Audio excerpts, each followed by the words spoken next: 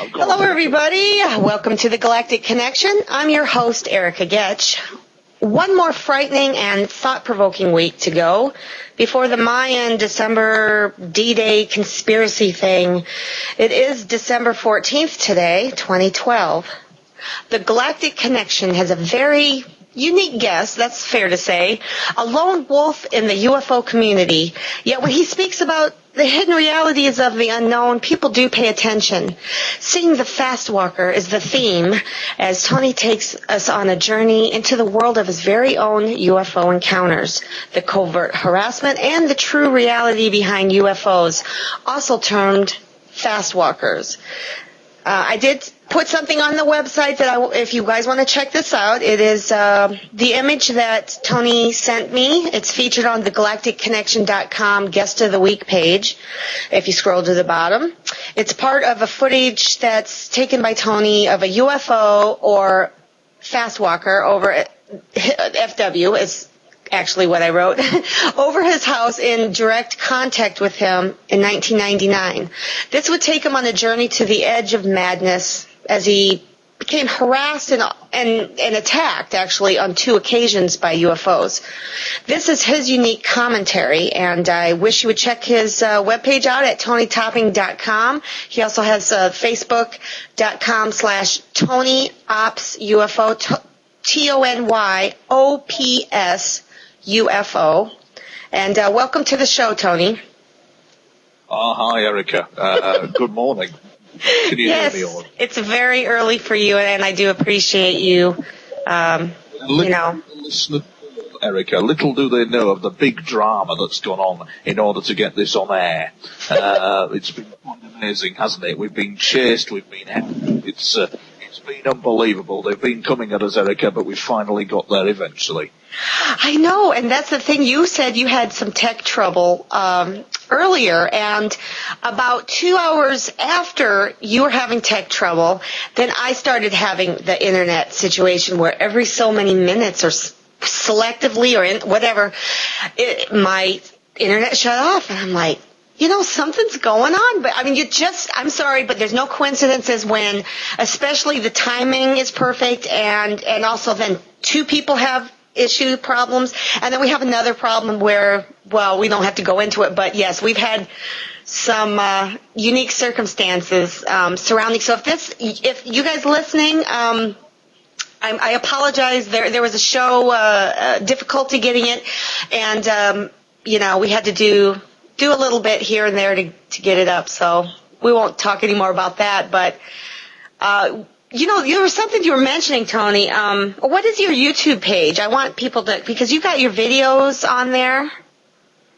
Yeah, the YouTube page is Tony Ops UFO, but it's Tony Ops UFO is the YouTube page, but it's been altered to Tony Topping now. So the YouTube, just look up my name, Tony Topping, and you'll find all the stuff to do with the UFOs and other interviews going on there. Recently there was one that's been uploaded by myself by Dmitry Medvedev, Russia, suddenly talking about aliens off camera. He suddenly, I don't know whether you've seen that, but it was accidentally broadcast where he didn't think the cameras were on, and he began to talk about his country's involvement with extraterrestrials, as you do. And it was very interesting. His comments were very interesting in that he reflected that there was in Russia some sort of super secret agency that was like a Men in Black agency that was controlling an area where like a zone where these extraterrestrials lived, kind of thing. Yeah, well, there's a lot of stuff that's really interesting coming up in TV and stuff, and there was one thing that wasn't that reptilian Jessie Ventura. What was that again? I forgot what. That's the thing with David Icke, isn't it? And the reptilian, the big argument they had where Jessie walks into it to David Icke and says, right, David, well, you've done all this research, but can you show me a reptile? Can you show me? And I think what Jessie was wanting was for a big inflatable reptile or something to turn up and prove Jessie correct or prove David wrong or something like that. But I think David Icke made the mistake of actually not fully explaining to Jessie what that might be all about, because some of during the remote viewing program that the Americans did in 1970 under Project Stargate and so on and so forth, a couple of these remote viewers, well, actually, I don't know whether it was a couple. Joseph McMahon. Have you heard of Joseph McMahon? He's the top US, one of the top US remote viewers in the remote yes. program. In fact, don't you have that on your excuse me, on your website, TonyTopping.com? You have some information about the remote viewing with this guy. Very kindly endorsed some of my work. He very kindly wrote a little endorsement for some of my work, which is quite amazing, really. But anyway, he said in his autobiography, which is very interesting, that he had an incident with a reptilian. He actually had one wander through the room. Because you see, I think where the conversation went wrong with David Icke and Jessie Ventura, the conversation went wrong because what it's about, it may, in real life, dealing with UFOs and all the unknown, what goes on and what is written about are two entirely different things altogether. So it would have been a completely different ballgame altogether had David mentioned the fact that some of these remote viewers had actually seen some of them, or the fact that, that it's actually a consciousness stream. It's actually a very ancient stream of consciousness. The reptilian consciousness is a very ancient kind of stream. I mean, for example, if you have a Tyrannosaurus Rex wandering about, their biology and their structure and the way they're designed is very, very advanced. Very advanced. So that intelligence cannot have just gone nowhere. It would have evolved into something else. It would have evolved into a stream of consciousness that's possibly very ancient that is among us at this time.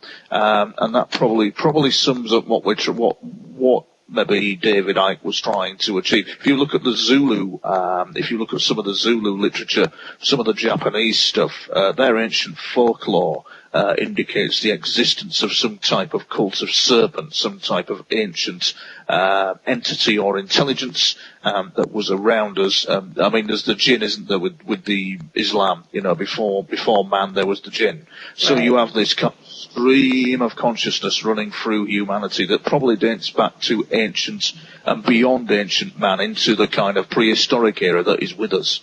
And what happened, it's as if some type of evolutionary paragraph is the wrong word, isn't it? Some sort of evolutionary chapter has been wiped intentionally from the history books. There's some sort of genetic stream that is unique. Whether people transform into blood-drinking reptilians and turn into lizards is a different ballgame altogether to the one that I've just explained.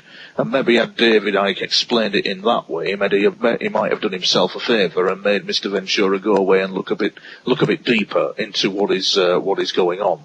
Yeah. Well, I definitely have my own situation and understanding with reptilian, but at the same time, an open mind to know that there's plenty of different situations and beings, and the onion layers never seem to get to the middle. So you've got I don't know whether you can hear me all right, but you've just said there you've got a situation with your own situation with it, blah, blah, but I'm sure that when you sleep, you're dealing with a stream of consciousness that's actually your situation. They're not stood in the room, are they? They're not immediately now stood in the room as a great big lizard. Because it doesn't work like that, does it? Well, actually, there's... well, I don't know if I want to go into that. It's a long thing. There was actual physical, according to... But and I mean, if you look at all the research, there is what I'm saying is there is the theme of this very ancient presence around us that is prehistoric, related to some sort of evolutionary intelligence that is missing from what we're being told. Is what I'm trying to communicate, which is fascinating. And I think as David Icke communicated it in that way, Erica, because I know it and you know it. I know what you're talking about. I do know what you're talking about. it would have been a lot easier. But what David Icke did is he invited ridicule on himself. And really, I think in the conspiracy movement, these men, Alex Jones, Jessie Ventura, and David Icke, they're actually commercial rivals. They become commercial rivals. They don't become men who are opposing the same kind of hidden doctrination that we see around us. They actually become commercial rivals, and they see each other as threats, which is probably which is reptilian in itself, isn't it? Really? Yeah, it is. It actually is. Yep. Demonstrating reptilian behaviour towards each other, weren't they? When they were sat there, the two of them. Very interesting. The reptile theme is a very interesting one. I mean, there's this thing with in Britain with the royal family that they're all reptiles, this, that, and the other. If I ever meet Prince Harry, or if I ever meet the Duke of Cambridge, I'll have to ask them: are they lizards? And they probably say no to that one. That's the theme in that, you know, that they're meant to change out there and drink blood and sacrifice and all that kind of thing. It's yeah, that is a very, I don't know. It's a. Oh my gosh. Yeah, well, conspiracies, I don't even know, that's a very strange, I would love to talk to David Icke, just, you know, obviously in a friendly debate, and also get some understanding of what he also is, you know, because it's a whole different thing what he's talking about. But yeah, that Jessie Ventura, he really gets some good things on there. I wish that the show would conclude a little bit. It seems like it's only an hour long, isn't it? I think, and I think that's a little too, you know, even though the show is only an hour long here, but you know, sometimes it's just not. Well, let's face it, it's not long enough. I mean, it just needs to keep having things, you know, said and updates. Indeed, and over in the UK, here in the UK, I don't know whether they tolerate such a show on British television. I'm actually looking for a broadcaster, because I do media work for TV and radio, albeit at a small level.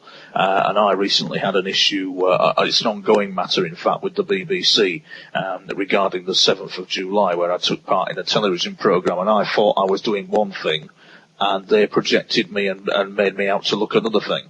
And so that's an ongoing thing, and it's as if no British broadcaster in the UK has the balls to do something on the level of Jessie Ventura's kind of conspiracy programme. You know, and but from what I understand, I was speaking to somebody who's involved with doing various TV programmes at a very high level in the UK. He's quite a well-known director. And he was saying that one of the major broadcasters in the UK is getting bored with this continual format of TV programs being on conspiracy, UFOs, and so on, being presented as kooky, as freaky, as the person doing it a bit wacko. They want something a bit more meaty now. They want something a bit more. What's the word I'm looking for, Erica? They want something a bit more detailed. Yeah. Well, and isn't that's a good thing, because it seems like now that people are taking it a little more seriously, which, boy, I mean, let's face it, it's about time. You know. Well, at the end of the day, it is about time. And what happened with me is that the BBC have done an appalling thing, frankly. And I don't think the BBC certainly don't have the backbone or the balls to do such a programme on the scale of Jessie Ventura. But I think there would be another broadcaster in the UK who would have the wherewithal to do it. Put the money where the mouth is, and really do what you're looking for, I think, here in the UK anyway, is an in-depth current affairs programme based on conspiracy theory. Like a current affairs flagship kind of news programme, but centred on conspiracy for a mainstream broadcaster would, I think, be quite an achievement in the UK. Anyway, you know, I think it would. But I mean, if you look at Jessie Ventura again, he did that programme on Robert Bigelow, which was absolutely shocking. I was quite surprised at Robert Bigelow. I thought that was absolutely shocking what he'd done with MUFON. I don't know whether you're familiar with that, where he'd gone and walked into MUFON. No. Yeah, you know, it's like I'm trying to catch up on so many things that's been going down. It seems like a lot. So if you want to talk about it, I'm definitely interested. Waffle, Erica, so interrupt me if you wish. I'll just waffle on and I might go off piece, but basically the thing is that they went to see Mr. It's interesting because you've had experiences, haven't you? As you've said, you've had experiences, and it's always interesting because they leave a mark on you. And people who've had experiences like you've had or I've had, we just know. Do you know what I'm saying? And when you see somebody else experiences, you also know. You just know. You just know they've been in that environment. So, as I understand it, Mr. Bigelow is developing kind of like a big space station. And as I also understand it, one of his trademarks is like an alien kind of symbol. And so Jessie Ventura's team went to investigate what he was up to. And as I understand it, for some reason, he paid MUFON a load of money and took a load of documents off them and made them secret. But during the program, what Jessie Ventura did is his team discovered that if you, in the US, I don't know whether you've done this, Erica, you have the Federal Aviation Authority. If you report a UFO in the United States, the Federal Aviation Authority gives you a number for Robert Bigelow's aerospace company to report to them. And I found that very, I just found that very interesting. And what happened was, what was interesting for me is that Jessie Ventura went and collared Robert Bigelow coming out of a meeting, and what was interesting for me is the look of Robert Bigelow, the look of him. And he was very nice and he was all smiley, but he had the look of a man who was experiencing something like you would experience or I would experience, and he was trying to keep quiet about it, and he was trying to find out what had happened to him, which is very interesting. And I know exactly that look, what you mean. I totally know what you're talking about. It's like you can't describe it. It's just like what you said. It's a person that just, they know. There's just something that shows. The hidden, they're trying to stay reserved in a way, but yet, I don't know. See what he was doing. You could see he'd been exposed to something, and you could see that he was using all his might and all his wealth to try and get to the bottom of what he'd been through, but he wasn't telling. Which is very interesting, considering the story of the NASA scientist that's on my YouTube channel. And that is very interesting because he had this NASA scientist who's very well known, and I can't give his name.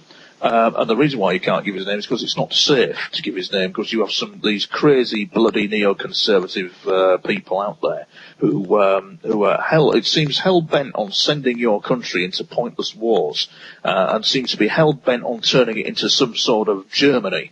I don't get it, because I think America's a super country. I think they're a great people, and I don't understand why your leadership is well, I do understand really, so it's very ancient. It's a very ancient driving force behind all these agendas that are going on. It's absolutely bonkers. But basically, I'm going off piece now, but we were talking about Robert Bigelow and Jessie Ventura, weren't we, and the NASA scientist. Yeah. And what's happened is this NASA scientist appeared on Whitley Strieber's show, and he disguised his voice. And he went through all the details of his extraterrestrial encounters that he were having, and the fact that he was a NASA scientist, and he was mainstream. And somebody somewhere, a family member or a relative of his, sent me an email to say, "Oh yes, it's so and so, it's scientist Mr. So and so," and I thought, oh, and so I looked him up on the internet, this guy, and sure enough, it was him. It was exactly who he was. It was exactly what he did. And I was absolutely gobsmacked that there wasn't a word from him about his ET experiences. There wasn't anything in the mainstream public about his actual contact experience that he'd had, because he was working on propulsion equations. And he was working on certain equations. And he was having difficulty with them. And he said he actually woke up to have these aliens stood in his room, and these aliens were showing him a map. And he said he woke up and he couldn't quite understand what was happening. And the other incident happened to him when he was driving down the road with his girlfriend, and they had this whopping great big UFO just parked on the kind of on the verge kind of thing, just parked there. And so something happened to him that made him alter his calculations. And sure enough, his material is mainstream public. His material is in the public domain. And in all the interviews he's given, etc., you will not hear him say anything about his contact experiences. And that's the same for Mr. Bigelow. He has the look of a man who appears to have gone through something, and he's trying, with all his wealth and might to try and discover what's happened. Because in the Jessie Ventura thing, Erica, they went to something called the Skinwalker Ranch. Have you seen that at all? I've heard of it, but, you know, I really want to hear, I want to hear the way you say it, and because, oh my God, you're an awesome storyteller. I'm seeing this, right now, and I gotta give a quick plug because your website is so filled with all of this. Anybody listening and you haven't already went to TonyTopping.com, there's so many interesting tidbits like this that you could just spend so much time and just check everything out. So keep going, Tony. The website's designed in such a way so that you will return to it and become addicted to it. That's the idea, and sure enough, it works. Because you can't put a finger on any given subject. I'm actually, I cover UFOs. I'm also a specialist in paranormal espionage, in psychic spying, which I have to be to understand the UFO side of things. The two are linked, because it's all about conscious stream and subconscious streams, and the film Inception, is very close to the mark of real life and kind of like what goes on with these UFOs. I'm waffling, Erica. I'm going off piece. What was it? We were talking about the NASA scientists, weren't we? Yes. What else was I going to do? Yes, the Skinwalker Ranch. So what happened is Mr. Bigelow, I think, in his desperation to find out what's going on, decided to, under the guise of a man called Colonel John Alexander, who was the head of the Pentagon's non-lethal research program, and Jessie's team filmed him as well, and he was all smiles and, oh really, I don't know what's going on. He's fully aware of what's going on. And what is disturbing about all this is that this information is becoming exclusive. And the whole problem you've got is that this consciousness that we're talking about that controls the human race relies on that. It relies on cloak and dagger. It relies on the secrecy. So what happened is that they went to this ranch, what Mr. Bigelow had bought. And the reason why Mr. Bigelow had bought this ranch was because the owners were having mega strange goings on. I understand portals were opening and UFOs were coming in and this, that and the other, and they were having strange animals coming in and all this kind of thing.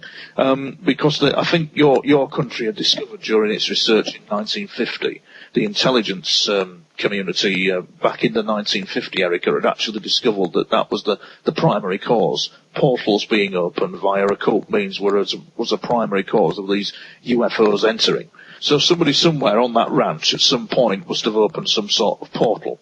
And what is fascinating is that on Jessie's film, what he did, his crew went to the Skinwalker Ranch to see what they could see, and they had some very strange goings on. If you play it back on YouTube, they're driving along the highway, and all of a sudden the FM radio starts speaking in a different voice to them, telling them to get off.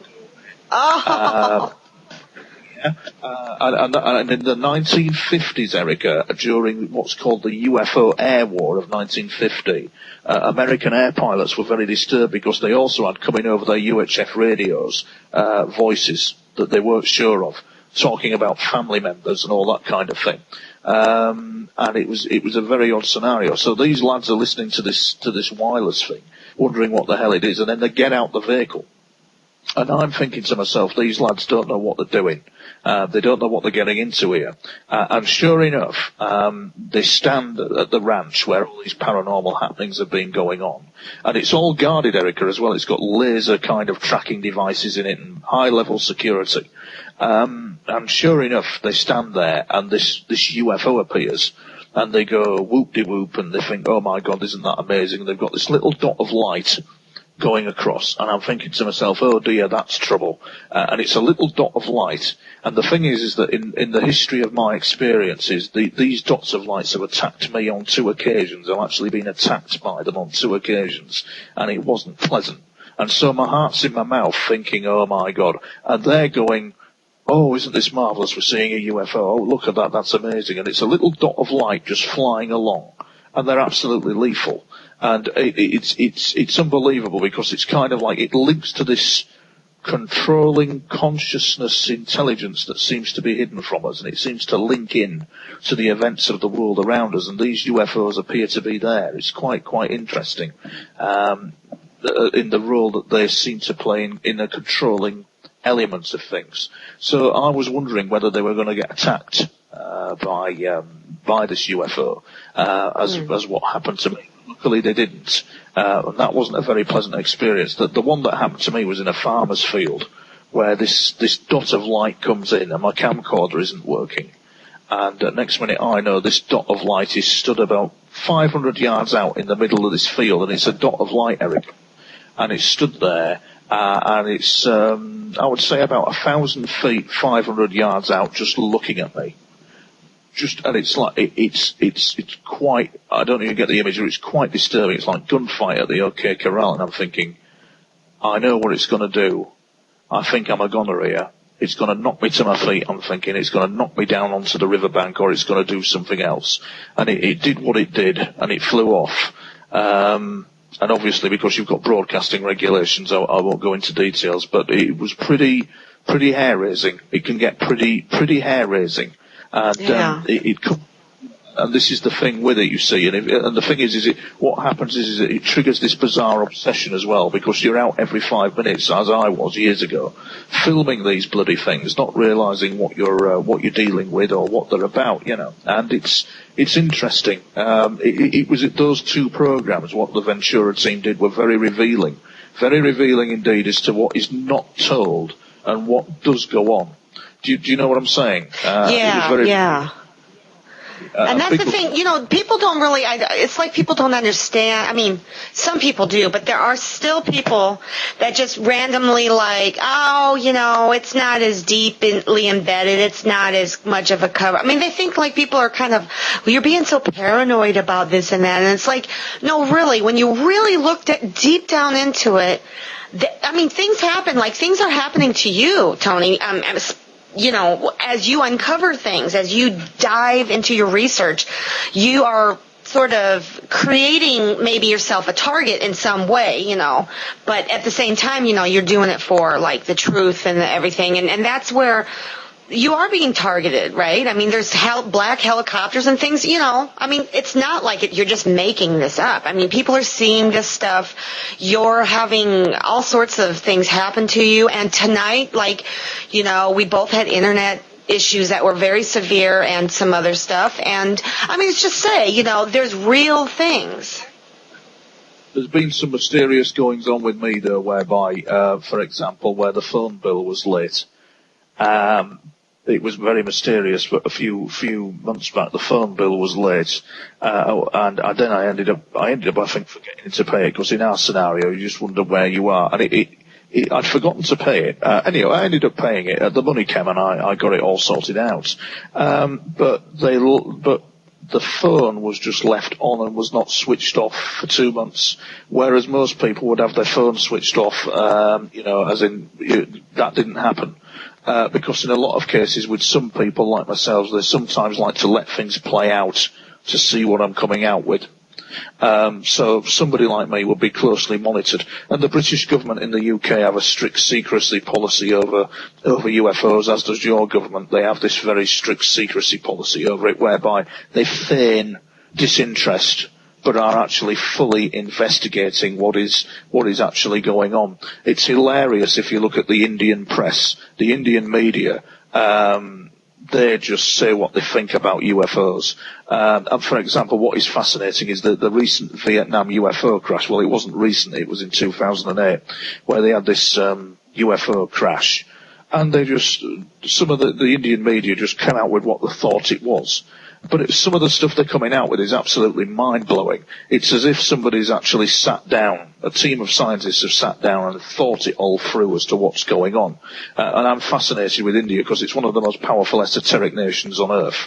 And it seems to have sussed out what is going on with the UFO phenomenon and how it's all working. Even coming out with, for example, one of the things they've come out with, which I find fascinating, is the fact that you know, that they were looking at this galaxy called, I think it's M31, they were looking at, and they said that this galaxy, it has one central administration, and all the star systems around it are classified, that's a slip of the tongue, is it, are known as regional administrations.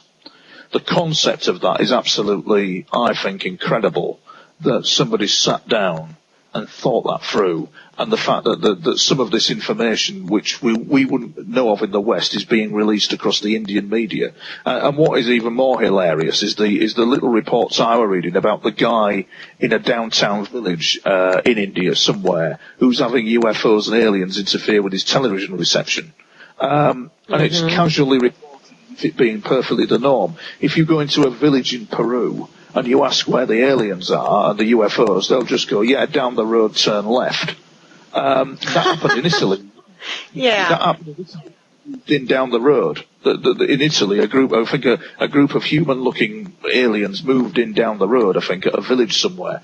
They said, oh, hello, we're here. And so if you look at other media sources rather than what's being reported in America and the West, you'll find some fascinating information that is out there about what's really going on. They're here. We're not alone. Right. They're definitely here. Well, Tony, I want to ask you something real quick. Have you always been interested in these things? I mean, do you have a military family background? Is there anything that would bring this to almost, raising you to sort of start noticing this stuff? Apart from my father, who was extremely psychic, my father was extremely psychic. I mean, as a child, if I was naughty, instead of him smacking me, he'd give me a headache, and I'd be whacked out on the bed with a headache. Couldn't get up. I've seen him nearly make somebody fall off a bloody ladder before now, and 1,001 things. Bringing a cat back from the dead. I mean, the cat on its last legs, and he laid his hands on it and revived it. A woman with neuralgia who actually came into our house suffering neuralgia. Terrible. Neuralgia being it's a mouth complaint anyway. It's painful stuff. And he healed that, crying, But the thing is, at the end of the day, it was a very difficult man, my father. We didn't get on.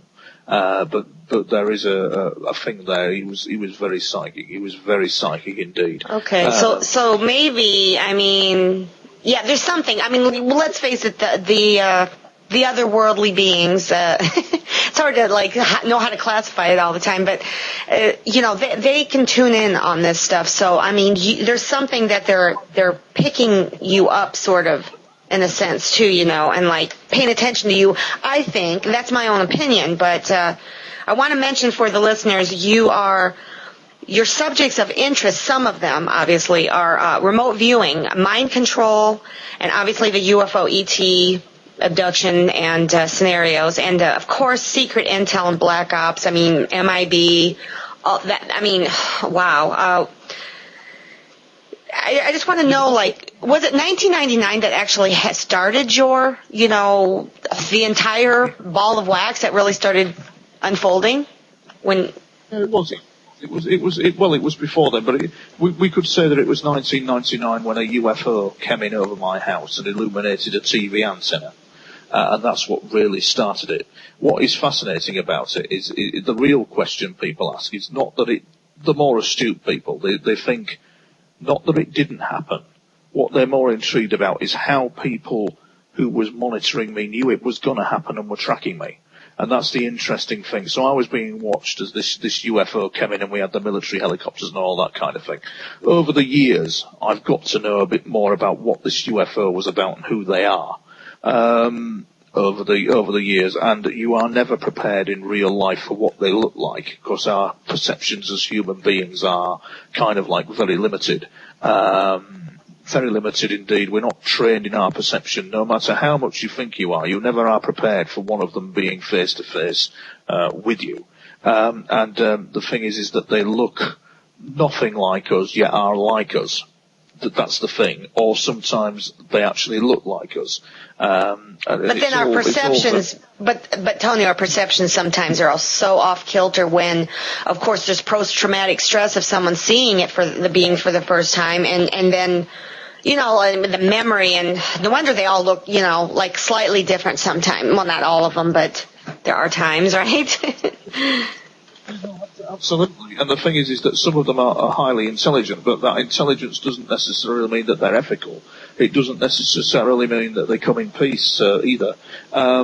there's that recent thing with Dr. Greer, Stephen Greer, where he'd assembled people on an island for one of his seminars and told them that they were ambassadors for the extraterrestrials. But the thing is that in real life, these people who you would call extraterrestrials don't think like that. They don't actually think like that. They wouldn't turn around to a human being and say, we want you as our ambassador. It doesn't work like that in real life. And I also think there are a couple of countries on this planet at the moment speaking to them, are in dialogue with them. I mean, one of the things that India has pointed out is that there's a little inner kind of technology race going on to develop something called flash travel, whereby it's actually faster than light travel is really the meat of the matter, whereby they're trying to develop this faster than light travel techniques, and that's where the race really is. The technological race is at the moment among the nations of this world to try and get that sussed out. And so, yeah, I had the black helicopter come film me, followed in pubs, etc., by some kind of covert agency of some description, who seemed to know more than I did about what was going on. And it's interesting that over the years, I've learnt over the years that a lot of things over the years, and it's as if that the unknown is a vast universe. You know, Erica, it's a vast universe. Even to the aliens, it's a vast universe. Is the unknown? There's even things that they can't fathom with all their technology. There's even things that. Yeah, that's true. Tony, I want to take a quick break, and we'll be right back. So you guys hold in, and you hold on there, Tony, and just we'll be right back.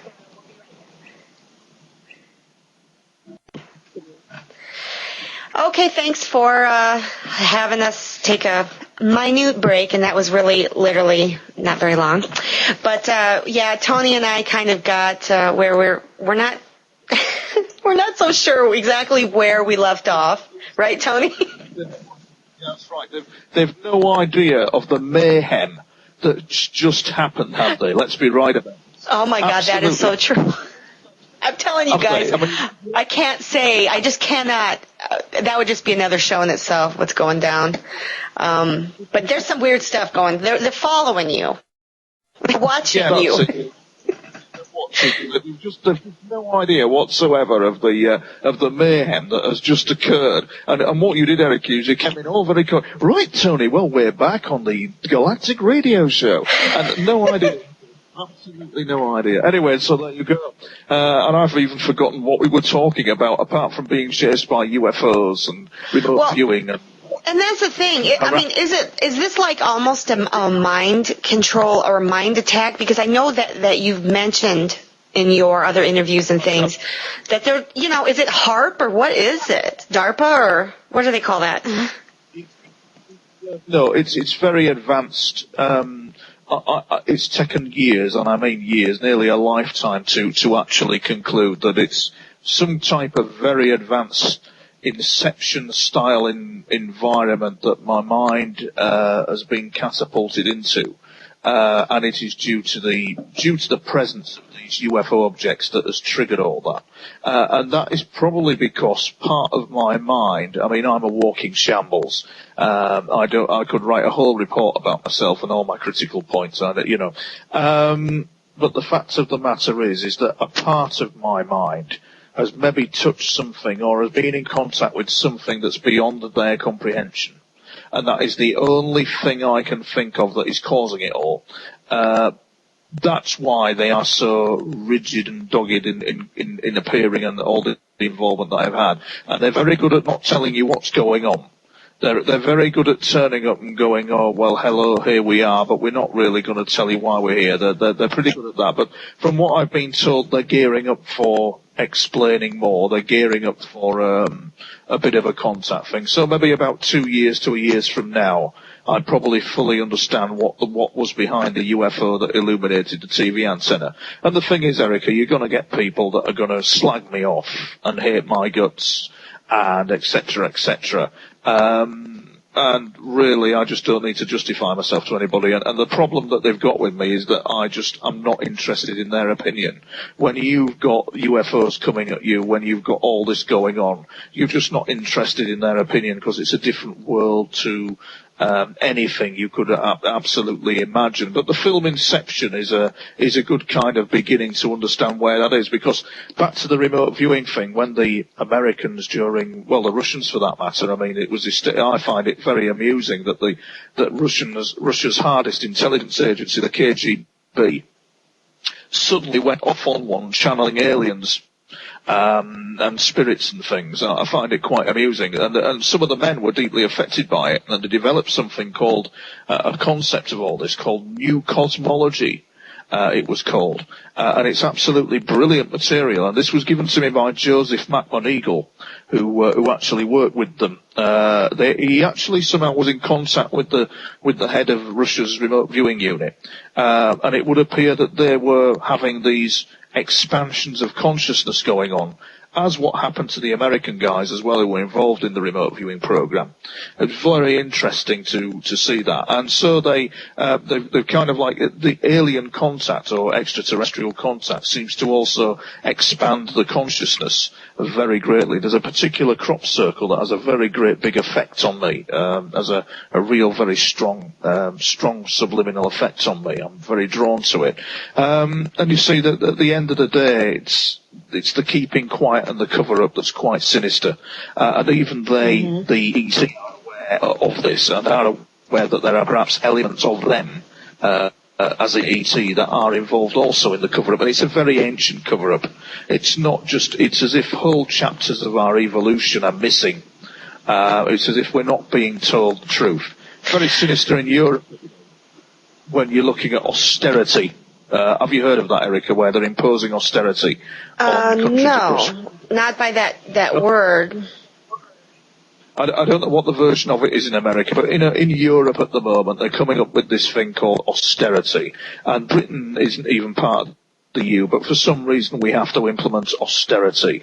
And really, it's the same agenda being played out across all European states and countries, because there is a controlling elite that is actually doing this. It cannot be right that there is only 1% of the country, of the world, that is owning wealth, whereas the rest are in abject poverty. It's insane. It's absolutely bonkers. And the trouble is that no politician and no world leader dare say that it is. Apart from Eisenhower, and probably a couple, in the UK there was a guy called Benjamin Disraeli, a British Prime Minister, who hinted at this agenda that was happening around them. And it's very interesting how they seem to be, there's some sort of mysterious outside force that is controlling all this. And it's, conspiracy thinking has now become a kind of, what's the word I'm looking for? Conspiracy thinking has become a freak show. It's become, if you dare question, if you dare think. In the UK we've got something called Demos, a think tank called Demos. It's written an academic paper regarding people who think about conspiracy theories, but they're not conspiracy theorists. They're critical thinkers of the world around them. And I question this thing in the media in the UK at the moment. What actually happened to me, which I can't discuss because it's in the UK. It's under the investigation of the broadcasting regulator called Ofcom. I think in the America you have the FCC. Right. In the UK of Ofcom, and they're being investigated at the moment at the BBC for doing this to me, because if you don't believe something is correct, you are immediately labelled a conspiracy theorist. So if you don't believe that 9/11, if you don't believe in the official story of that, you're immediately labelled a conspiracy theorist. Oh, you mean they're just trying to say, it's like the emperor, remember that story when the emperor gets handed an invisible cloak and he wears it and everyone's afraid to tell him that he's butt-ass naked. And, it's like somebody finally says, but you're not wearing anything. And then it's like, but think about it. It's like everybody's got to stick their head in the sand and pretend like what, just so that, I mean, if it's not part of the mainstream, you have to shut up because, I'm tired of them trying to silence everything. Isn't it just old hat now? We have the right to know. You have the right to know, and also you have the human rights legislation as well regarding that. And the thing is that you're not being a conspiracy theorist; you're being a critical thinker of the world around you, and that's the absolute, that's the absolute God's honest truth. I mean, what is odd about me is that I was censored by the Alex Jones InfoWars program, which I find very odd, and slagged off by its presenter Paul Joseph Watson, who speaks out regarding oppression. I'm criticising. I've not criticised Paul, but what I'm criticising is the general gist of the concept that InfoWars and its presenters speak out against injustice and truth, but then criticise somebody else who's kind of like got a different opinion. And I remember I went. Sure. Right. I totally understand what you're saying. You're not. I mean, it's a complete. I mean, that is actually the opposite in a sense of what the entire show and thing's about. Well, what happened with me, for example, the point is this, is that I went on that show, I went on the InfoWars show to support them in their money bomb thing. I won't go into details, but needless to say, they just mysteriously deleted me. And then we get one of their presenters, a guy called Paul Watson, slugging the hell out of me for some bizarre reason. And what happened is that as I pointed out, during this documentary we did for the London bombings with the BBC, which is now being investigated by Ofcom, Paul Watson's opening remark on my participation in that was, oh yes, well, they also have a gentleman on the programme who says he speaks to aliens. That is, and he said that in an exclusive interview to me. But that's the interview that he censored. And what he's doing is he's coming across as the mainstream media. He's actually acting like the mainstream media, oppressing, taking the piss. He's actually acting like the mainstream media that he speaks out against, and that was the crucial point that I wanted to make. And so, and that's the thing with it, Erica. With yourself, for example, or with me, you've got these experiences, and people make these sweeping remarks about what you've been through or lived through, and they have no idea, absolutely no idea what you have lived through or seen. In order to, I'm not sat here making this up. I'm not lying. I've nearly been to the edges of insanity and back with it all. And there's a reason for that. And it just goes to show how the conspiracy movement has managed to actually alienate itself from the mainstream public. And do you think, Tony, let me ask you, do you think that there's people infiltrate? I mean, this sounds like a conspiracy itself, but let's just get real. There's people within the community that are obviously sort of trying to shut other people up. So almost like a disinfo kind of a husher, crowd that's in there. I mean, do you think that's, or do you think it's because everyone's got this weird fear and let's face it, there's probably a little distrust that's going on within each member of the community, because nobody knows who's who sometimes, This is absolutely correct. And I mean, I've got a background in security. I mean, I do have a background in that. I spent 12 years and I actually still miss the job that I did to this day. And I wasn't a security guard. It was a bit more involved than that. And you begin to understand, the world a bit clearer. And yes, these conspiracy theorists, movements can actually be infiltrated by the authorities to find out what's going on. And as I say, in the UK, there is this think tank called Demos. And I love it in the UK. You probably have it in the US, where these think tanks will actually just wheel on what they think as part of some sort of separate agenda to everyone else, when in fact they're part of a higher policy agenda.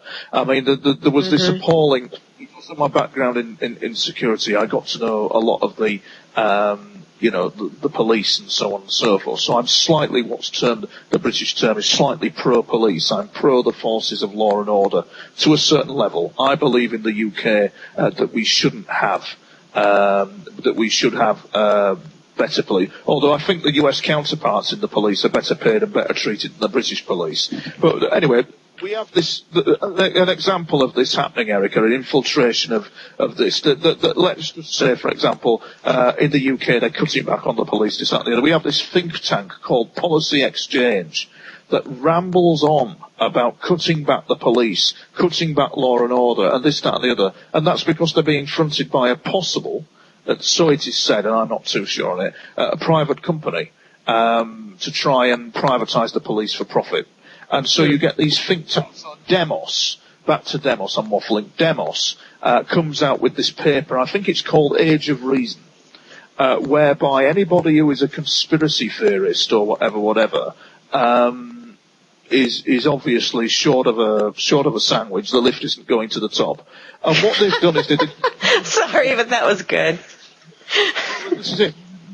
Is that the lift isn't going to the top? But they did this thing called.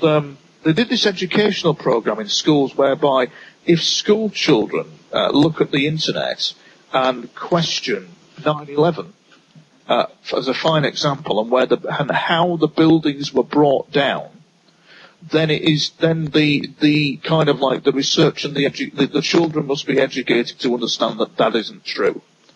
That in fact, Erica, as I do, that the planes crashed into the tower, and that because of the molten metal and steel and the heat and everything that happened, it caused a structural collapse of the building. You know that, and I know that. Well, yeah, there's a lot of theories, that's for sure.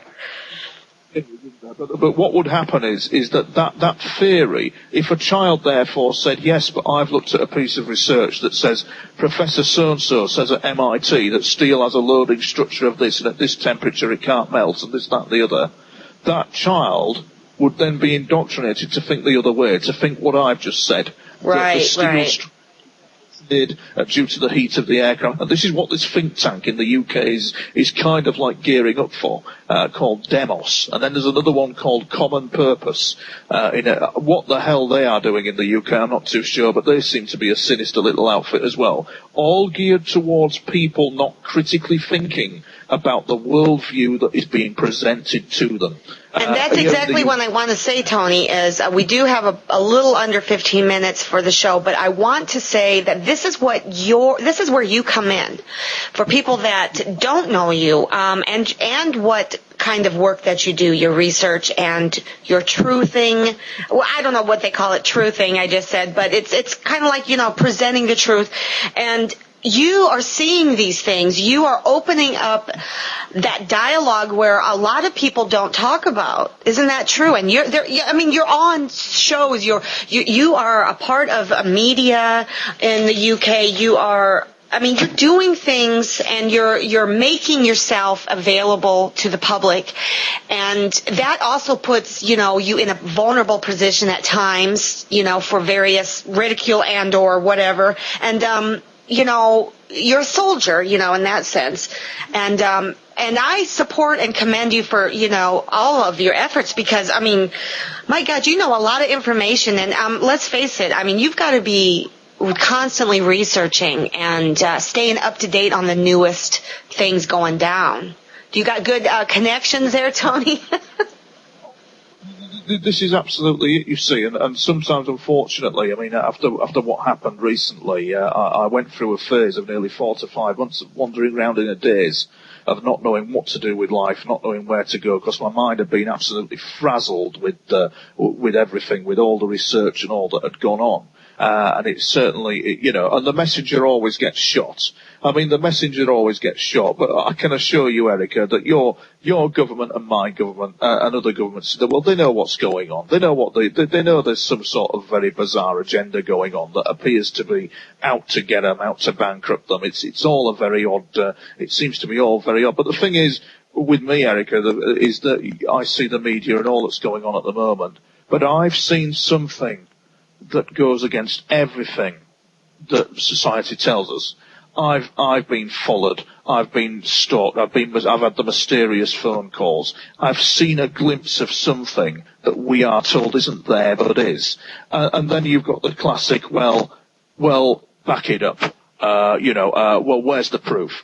Well, right. What people have got to look is that these people, this agenda, these people, whatever that's going on, and even I don't know the full picture, doesn't work in black and white. As you know that, Erica, probably from your experiences, this situation does not work in black and white. It doesn't provide evidence. It doesn't show itself. It doesn't play its hand. Right. And sometimes if it does, people don't believe it, you know. I mean, it seems too sensational, or like, you know, you get spacecraft captured on your video or your pictures. And I mean, come on, a lot of times, you know, it's really hard to, well, and there are people that kind of ruin that type of, because then they start, you know, they make fake stuff, you know, and then they ruin it for the rest of us. Yeah, that's exactly correct. The point being is that there is something out there that is contrary to everything we've been everything we've been taught, that seems to have a nefarious hand in affairs, and I just can't get to the bottom of it. But my point being, Erica, is that my life therefore will never be the same again because of that. So no amount of demos kind of think tank reasoning against any alternative opinion will alter that, because I've seen it firsthand. I've actually seen this firsthand. And that there seems to be an agenda at play to kind of like for everybody to toe the party line of what we're being officially told. When in fact what we're being officially told is, in a lot of cases, a bag of lies. As you well know, about a lot of things. And I think that this cloak and dagger secrecy that goes on, and this cover-up of things, and corruption as well that's currently rife here in the UK, MPs, scandal galore with MPs and so on and so forth. It's as if we're forgetting who we are and where we're going with things, and I find that very sinister. And where this is all going to go for me, I've no idea. I think there's going to be some more media projects coming up in the future. I've definitely got something lined up in the new year for a major UK broadcaster, and I really want, it's time that it became from conspiracy theory to proper conspiracy analysis, where it's all debated, instead of what the BBC did, where an alternative view of conspiracy is presented, and it is witch hunted, Erica. It is exposed as being some sort of foolish folly. It's witch hunted. And that's the thing. Don't think you do take on, I'm sorry to interrupt, but you do take on a very huge media situation, and I can see where that's, wow. I mean, you know, you're really exposing this, and this is very good. Exactly, and so the messenger gets shot, and as you say, I'm exposing it left, right, and centre. But some of the stuff people come out with about me on the internet is absolutely bonkers. Which is why I say on my Facebook page, if you've not heard it from me, you know, you don't hear it from anywhere else, you know, and that's the actual truth behind it all, Erica, really. And I don't think my life will ever be the same again. I really don't. Where I want to go with it all, I'm not too sure. There's going to be some books written. I'll do some more media stuff. But you know, I'm single at the moment. I'd like a steady girlfriend. I haven't had one for a number of years due to all this insanity I've been surrounded by, and I think she'd have to be a very special woman in order to put up with the stuff that I've had to go through. It's not easy. It's not been easy at all. Any of it has not. Well, you need a lot of support with what, and I can see what you're saying. So if anybody wants to contact Tony and you can't get a hold of him through TonyTopping.com, get a hold of me if you guys are, whether it's to have him on your, you know, speaking conference, or, you know, TV media type coverage, or you know, girlfriend material. I'll be the intake worker there. Well, thank you very much. And I like American girls as well. I mean, when I was in the UK, there was a couple of American girls who I met, and I think American girls are just so, what's the word I'm looking for? So full of life, really, and so interested in what goes on, you know, what goes on with you as an individual. You know, that's what I found anyway. I thoroughly. So you know, here's off to America. God bless America. You know, it's just such a shame that your nation's having the trouble that it is, and is entering all these crazy bloody wars. I just don't understand. It's absolutely insane. Well, it's really. I want to say that don't hang up yet after the show, but I want to invite you to come back on in the next couple months or so, because I definitely, there's so much more we could, and then always to sort of get little updates on things here and there, kind of the news update guy maybe. Consider that, Tony, as a little position or some kind of you know what I mean? Get you on more often for that or something. But it's been a pleasure. We've got to cut this short for the time frame, but don't hang up yet. And thank you. Like I said, you're always welcome, and I want you to contact me more, and or we got to have more chats. I do like looking at your page on Facebook though, because it's a constant. There's so much adventure with you. It's like never a dull moment, and I actually, enjoy that. Gets my mind off my own stuff. And any last words to the listeners at all, or any advice for people that might be, they know things but they don't know where to go to get it out, I think that the best advice I could give is all because something flies over your house with flashing lights, looks fantastic, or because they might even stand in front of you, or you might be dreaming asleep and they might turn up and go, oh, hello, aren't we fantastic? Does not necessarily mean that they care about you or your welfare or are ethical in any way. And therefore do what Master Yoda does, ignore them and just stir your cooking pot and go about your business. And that little yardstick will save your sanity in all this. Well, that's good advice from someone who definitely knows, and we will definitely talk more when you come back on. Talk more about, oh my gosh, there's so many things like being chased by a UFO and, oh my goodness, you know what I'm saying? There's a lot. So thanks again, Tony, and hang out after the show. Thanks, you guys, for listening through all the technical difficulties and situations that went down.